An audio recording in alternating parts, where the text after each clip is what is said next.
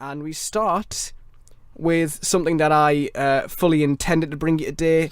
I did actually go and see this, and I was all ready to give you a proper review of it, but I've got an explanation, I'm afraid. So on Sunday, I went to see Ghost in the Shell, more on that later on, and then I went straight from that into Smurfs, The Lost Village. Now, Smurfs, there was 2 in the past, previously live-action ones that both did pretty terribly. Right. Everyone hated them. Is this like type of a reboot type? This is an all-animated reboot. They've said, right, we're going to ignore what's happened in the past, we're going to reboot it and hopefully bring in a new audience, including me. Okay. I've not seen the Smurfs before. I thought, surely if they're going to reboot it, it can't be as bad as the live-action ones, because from what I've heard, there's no way that is possible. So I went in with kind of optimism. Bear in mind that my head had been filled with Ghost in the Shell stuff, a lot of colours, a lot of flashy lights, and a lot of Scarlett Johansson lying down, which happens a lot in that film, but more on that later on. So I'm ready, I'm sat down, and it's empty. It's pretty much empty. There's about 4 other people in there, so this reboot clearly hasn't worked in terms of the finances. I haven't seen it anywhere. So it's not anywhere. I genuinely didn't know about it until you just mentioned it. I mean, it's not exactly in our ballpark, to be fair, usually. No. And it took me about... I'll say 2 minutes to realise that there was literally no joy to be had in watching Smurfs: The Lost Village. This is not to say that it's the worst film I've ever seen, because I have seen Keith Lemon the movie, or Keith Lemon the film if they insist on calling it that. That's the one time I've walked out on a film in the past, until now. So the problem was, and I feel very bad for doing this because it totally goes against the film critic code. It's just that at this point in my life, I've got better things to do than watch 90 minutes of derivative. How long did you last? Guess. 10, 15?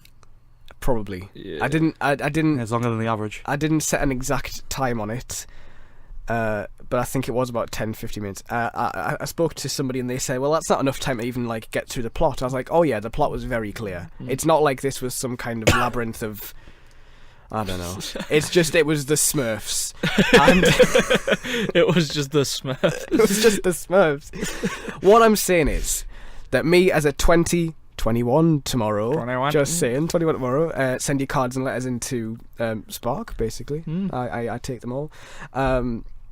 It's just for very young children. Yeah. I think there's no joy to be had from it if you are maybe above 6. I think it's that young. I wish I'd been told it was going to be that young. Really, there's only one decent joke while I was sitting there watching it, and even that was just it's not good enough. It's clutching at straws to even say there's one good joke. If you've got kids, take them to see it. Maybe there's another kids film they could see instead with the Boss Baby later on. But really, Smurfs, no. If you're seeing it as an adult, if you're a Smurfs fan, maybe, but there's no other reason to go and see this. Really, it is just depressing and derivative. Will there be any Smurfs fans who are still in the age range? There probably isn't. Probably. It's a nostalgic thing. I don't know. The Smurfs they've got a long history, haven't they? So maybe people who like the Smurfs from back when they were kids. I'm imagining a guy in his 40s now dressed as an actual Smurf, goes in the and cinema, Papa Smurf, and then just leaves after 10 minutes and just throws his hat down. I blew myself for this. It was a bit soul crushing, really, and the plan was to see the Boss Baby after that, but I'd left so early that the gap to see the next one was just impossible. So I went and got myself some food and went home, and thought long and hard about what I'd done. Such is life. So I apologise for not being able to bring you the Smurfs, but let's be honest, are you really that bothered? I don't think you are. So we'll just move on. I think we've just severely annoyed the 5 Smurfs fans in the world. Yeah, I apologise, Smurfs fans, but go and see it yourself and tell us what you thought. Give us a proper review. Obviously, I've not been able to do that. So what are the Smurfs? What are they? They're just blue little just balls of things. crap, aren't they? Oh no, this is the bit of the film I saw. Okay, they were made by some kind of evil wizard, of course. And then they're all men essentially. They're all male, and then this evil wizard person makes one out of clay, and that's Smurfette. She's the only girl. And then they try and figure out what her sort of thing is. She's not just a girl Smurf. She must have something she's good at, but I didn't stay long enough to find out what it was.